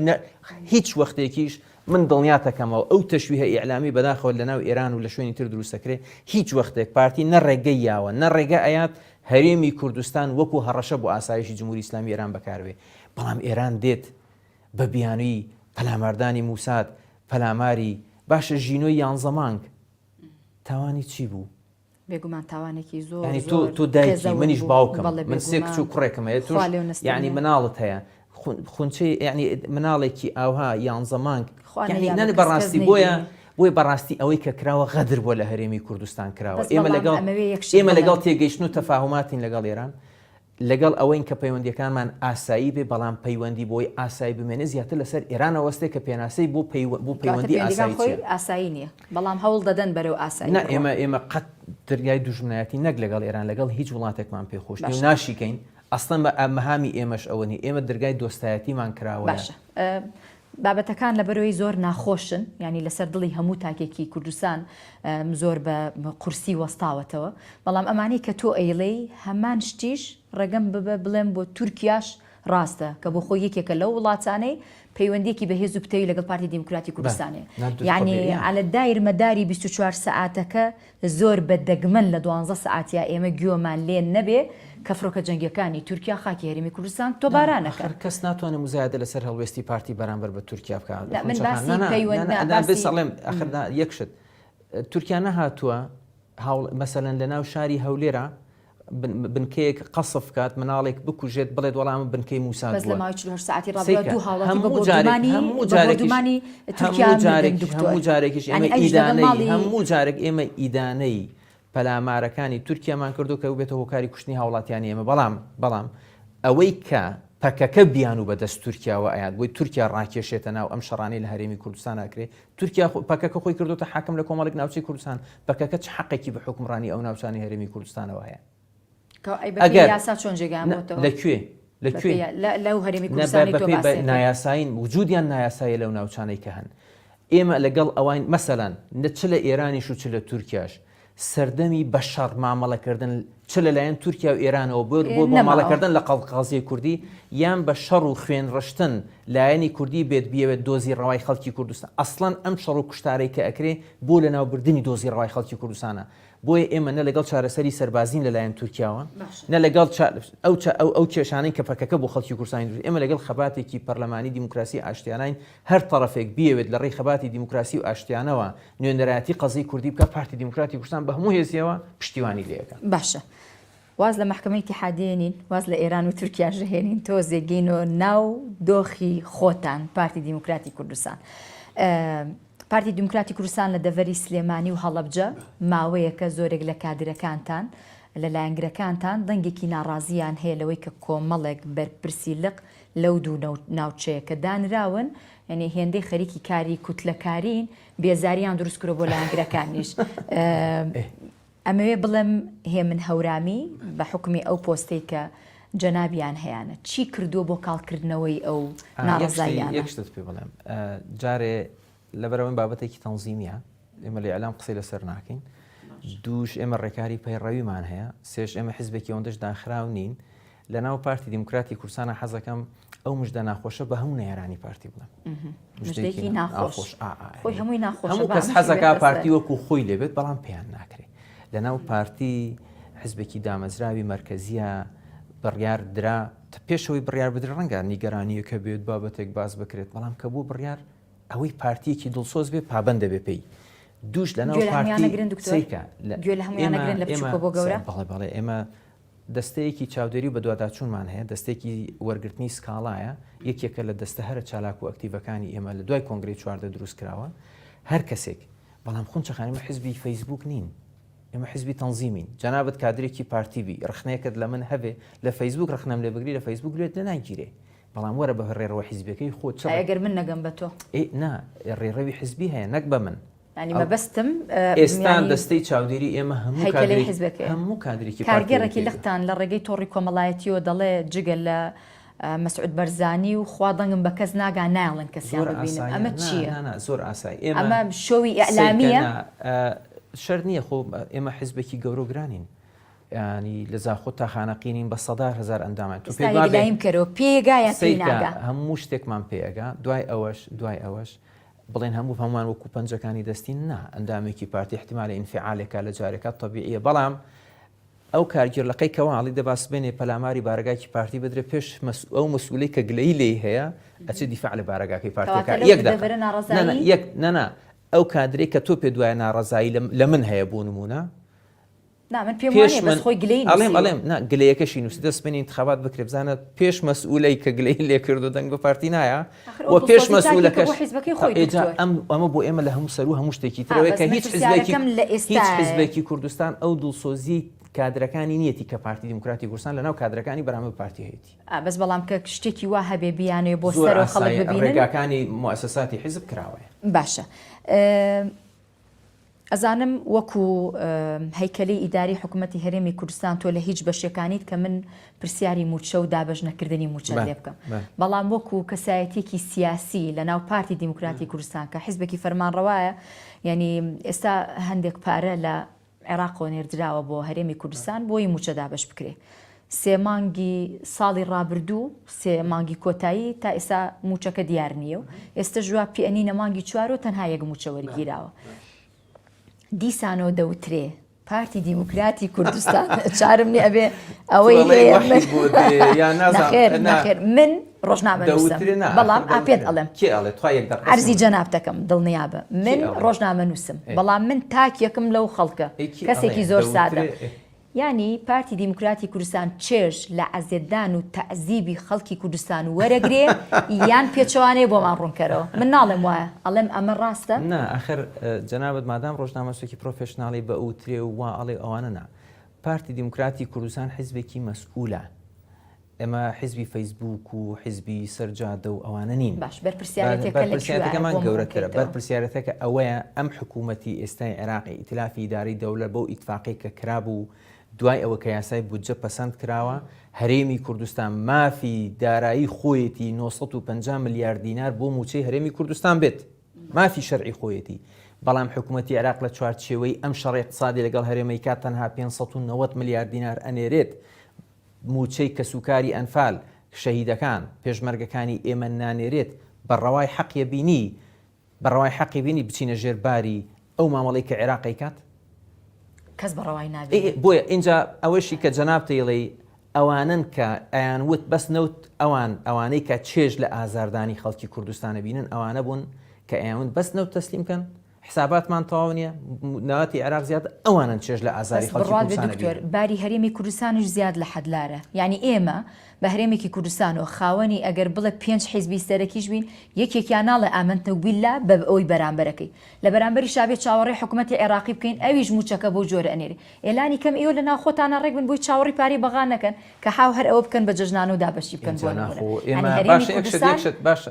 پێت بڵێم خۆنچەخان ئێمە کاتێک کە نەوتی هەرێمی کوردستان ئەفرۆشرا موچەی هەرێمی کوردستان بە هەر جۆرێک بۆ دابین کراوە بە هەر جۆرێک ناشتوانم بڵێن لەو کاتێک باش بە هەر جۆرێک بۆ دابین لەبەرەوەی ئێمە کەی نەوتمان دەستمان بە فرۆشتنی نەوت کرد سیرکە لە مانگی 2014 بودجێ هەرێمی کوردستان بڕا مانگی 3 نەدرا 4 نەدرا 5 نەدراوانە باشە دوایی وردە دەست بە فرۆشتنی نەوتکرا بۆی ئێمە بتوانین موچەی هەرێمی کوردستان ئێستا نەوتەکەشیان لێ وەرگرتینەوە وایە بەڵێ هەر لەناو خۆمان هەرەمانی کە جەناب دەڵێ کە ئەوانن چێژ لە عەزیەتدانی خەڵکی کورد ئەوانەی کە ئەیانوت نەوت تەسلیم کەن موچە لە بەغداوە دێ ئەمانن چێژ لە عەزیەتدانی خەڵکی کوردستانە بینن ئێمە حیزبی مەسئولین ئەبێ ئێمە گوشارەکانمان دوێنێ بەڕێز سەرۆک وەزیران کاک مەسرور بارزانی لە ئاهەنگی نەورۆز لە ئاکری ڕاگەیاندووە کە بەردەوام لەگەڵ سەرۆک وەزیرانی عێراق لە خەتایە و قەرارە لەم چەند ڕۆژەی ئایندا حکوومەتی عێراقەوەشی کە نەیناردووە ئەویش بنێرە بۆی مەسەلەکە ئەمەیە تۆ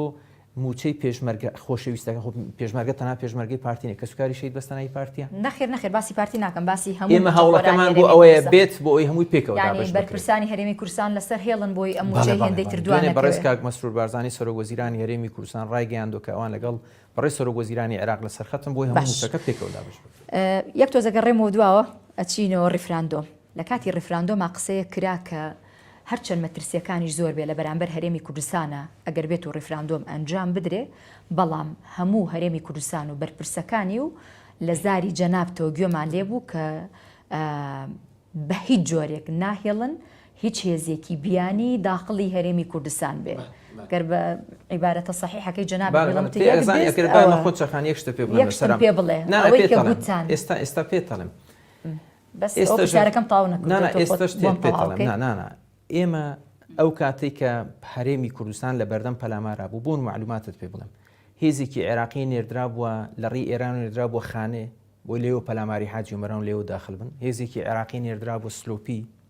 بۆ لێوە داخلی پەلاماری هەرێمی کوردستان بن و هێزیش ئەجوڵێنرا ئەو کاتەش وتمان هەتا پێمان بکرێت تا بتوانین مەگەر بەسەر جەنازەی خەڵکی ئێمە و پێشمەرگەی ئێمە هێز داخل ببێ لە حاجی عومەرانەوە داخل بوون نەخێر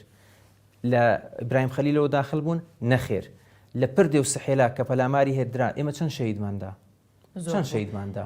بەڵام یەکشت لێرانمە من پێت بڵێم پارتی حیزبی مەسئولیەتە پێش ڕیفراندۆم خۆ باش لیژنەی باڵای ڕیفراندۆم بەس پارتی بوو لە ڕۆژی ڕیفراندۆمواقعەکەت پێ بڵێم لە ڕۆژی ڕیفراندۆمە ئەو قیادە سیاسیانەی ئێستاڵێن ڕیفراندۆم خراببوو هەموو دەنگیان بە بەڵێ نەیاوە تەمەەن ئەبێ من یەکەیەکە بیان بینم زانمان ڕای جەنابیان ئەخرنا ئەوانەی دژی ئێستا ڕیفراندۆم نەک زۆرترین ئەوەی ئەڵێ ڕیفراندۆم خراببوو خۆی دەنگی بە بەڵێیاوە خۆی لە ناو لیژنەی باڵای سەر بەڵام ئێمە حیزبێک نین لە ژێر زەختا ڕاکەین بەس من باسی خراپی ڕیفراندۆ ناکەمەوە تا خۆ بەدەمی خۆ من ئەڵێ نەموو تۆ ڕیفراندۆم ینی ئەڵێ ئەوەی کە وتێتی خراپە ئەوەی ئاخر ئەمە ئەوانەی ئەڵێن ئێستا ئەڵێن ئێمە گەڕ ڕیفراندۆمان نەکردای وامان لێ نەهات من پرسیارەکەم لەسەر هاتنە ناوەوەی هێزەکانە ئەوەی لە چواردەوری هەرێمی کوردستانە ئێستا لە تورکیاوە یان لە ئێرانەوە ئێمە تەنانەت کار ئەگاتەوەی جەنابەت ئاماژەت ڕێ درۆنەکە ئەدا لەو ماڵی کە ئێوێ ئەمە ئاکارەکانی ئەو کاتە نییە؟ باش ئێمە پێش ڕیفراندۆم بودجێ هەرێمی کوردستانیان بڕی پەلاماری ئەمریکان ڕیفراندۆمان کردبوو نەخێر بوو بودجێ هەرێمی کوردستانیان بڕی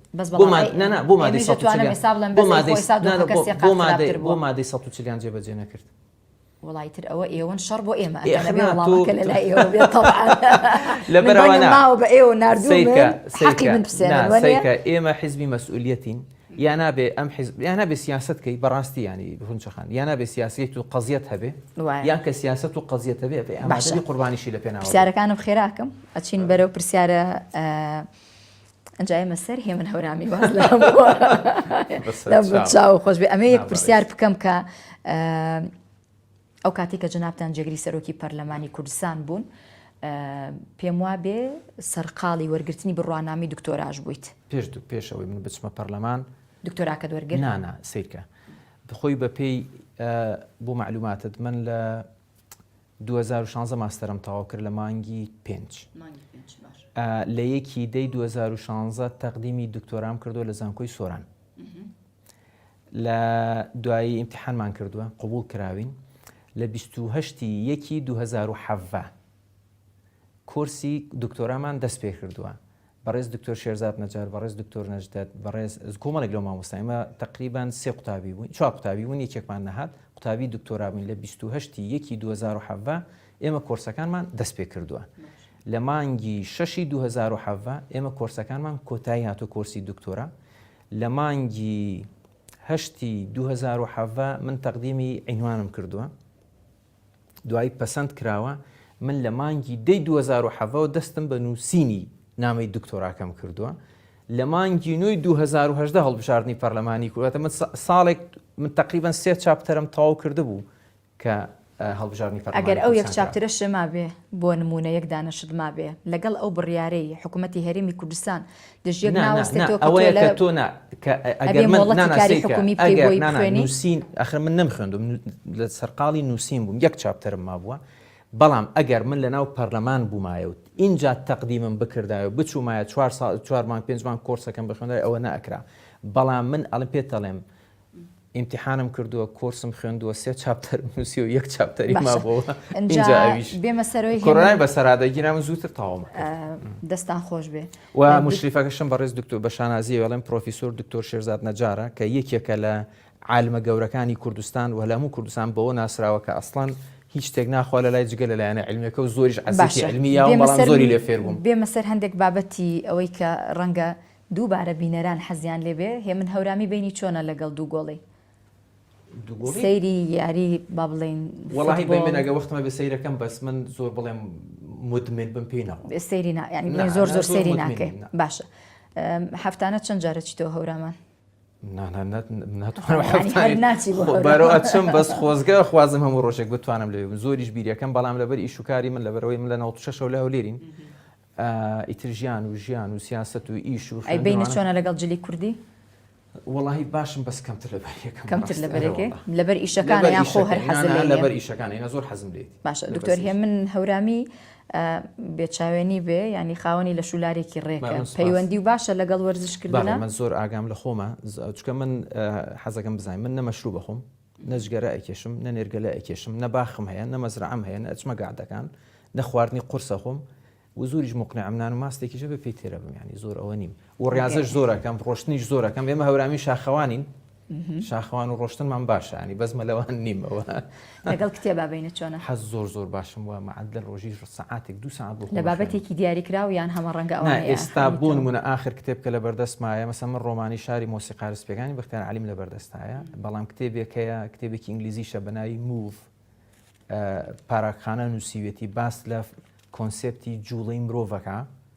چ کاریگەریەکی لەسەر جیۆپۆلۆتیک لەسەر ئابووری جیهان لەسەر هاوکێشەکان لەسەر تەکنۆلۆژیا هەیە تقریبان خەریکی ئەو کتێبم بەڵام ڕۆژانەش سەرقاڵی خوێندنەوەی ئەو ڕاپۆرت و تەحلیل و شتانێک کە لە ناوەندەکانی شتێکم بیستووە ئەیڵێم بەس خۆت بۆم باسکە بزانم وایە یان نە من هیچ قەرارێک نام تەنها ئەیگەێنم لێرا گەێنەرێکی زۆر باشم ڕەنگە هەندێک بەهۆی مامەڵەکردنت بێت لە ناو پارتی دیموکراتی کوردستانە کە هەندێک جونگەی زۆر هەستیارێ بەدەستەوە بووە ڕەنگە لەوە ناوەکە هاتووی بەسەوە ترێ هێ من هەورامی ڕەزیلە وایە ئەخ تعریفی ڕەزیلی چیە ڕەزیلی حتمما ینی مەفهومە عامەکەی کە هەمومانەی زانین ئەوەیە کە کەم پارە سەرفەکە یاخود با بڵێن زۆر ورد ئەبێتەوە تایە ینی عامەتەن ئەمێ بڵێم ئەمە لە ژیانی ئاسایی خۆشتایە یان لەبەر ئەوەی لە شوێنێکی هەستیارە بووی کاروبارەکە دوانی خونچەخان من لە ژیانما تێکەڵی بزنس و ئەوانە نەبووم بە من بە هەژاری گەورە بووم ئێستا شانازی پێم کرێکاریم کردووە بۆ معلوماتت زەحمەتی زۆرم بینیوە لە ژیانی خۆمە سەرکردە تەواضعەکان کە بێ لە کرێکاری و باسی نانە بەڕاستیمە کردومە خۆ برا هەموو شایدن ینی حەزەکە بڕۆ منتیقی خۆمان ڕەفیقەکانم ببینەوە ینی ئەوەی لە ئێران پێکەوە بووین لە هەڵەبجە پێکەوە بووین عائیلەی ئێمە من ئێستش بەشێک لە خزم و کەسوکاری من هەر لە کریاژی مەوزوع ڕەزیلی نییە بەس ئیدارێکی باشە ئیداری ئەزانی من باوەڕم بەوەیە ئیمکانات ئەبێ بۆ نەتیجەی هەبێ ینی ئیمکانات دەبێت بۆ ئیش بێ ئیشێک بێت کە نەتیجەی هەبێ ئەگەر ئیمکانات بەستانە لە پێناوی ئەوە سەرفکەی بڵێن وڵا خێرۆمەندێکی گەرێ و دەستی بڵاوە نانە بۆ شێوە من لەگەڵی نیم. ئیدارەی فاینانس لە ناو موسسات لە هیومن ریسۆرس و ئەوانە بەشێکی گرنگی دامەزراوە سازیە. کۆ تا ڕستەم بەڕستەیەک حەز ئەەکەم بە تایبەت بۆ حکومی جەنابتان گەنجن بۆ گەنجانی هەرێمی کوردستان و ئەم دۆخە بەبێ لە چاوگرتنی حزبەکەی خۆتەوە ینی ئەگەر پتەوێ شتێکیان پێ بڵی چیان پێڵی دکتۆر ئومێدیان هەبێ بەردەوام بن لەسەر خۆ پێگەیاندنیان ئەو سکیلانی کە ئێستا لە سەردەی 21 بۆ گەنجێک کە بتوانێت ناو کۆمەلگا دەور ببینێ ئەو سکیلانە فێربن بە تایبەتی بیرکردنەوەی ڕەخنەییان توانای لێکدانەوەیان شارەزاییان لە تەکنۆلۆژیا فێربوونی زمان خۆڕۆشن بیرکردن باوەڕبوون بەخۆ و بە ئومێدەوە ڕوانین لە ژیان ئەمە بۆ گەنجی ئێمە زۆر گرنگە کە باوەڕی بەخۆی بێ لە تەکنۆلۆژیا بزانێ بیرکردنەوەی ڕەخنەیی باش بێ بە ئومێدەوە بێ ئەو سکیلانی کە پێویستەکەن لە بازاری کارە لە بازاری بەڕێوەبردنی دامەزراوەکانە هەیان بێ زیاترین وەختی خۆیان لە خۆ پێگەیاندنێکی بەردەوامیانە هەبێ. دکتۆر هێمن هەورامی ئەندامی مەکتەبی سیاسی پارتی دیموکراتی کوردستان زۆر سپاس ئینشەڵا میوانێکی ڕۆحسوک ببێتی هەم پرسیاری ناودڵی بینەرانماندا بێتەوە زۆر سپاس بۆ کاتەکەت بەسەکان خۆش بێ زۆر سپاس زۆر سپاس دەکەم مەمنون دیداری ئەم جارەشمان کۆتایی هات تا هەفتەی داهاتوو بەخوای گەورەتان ئەسپێرم.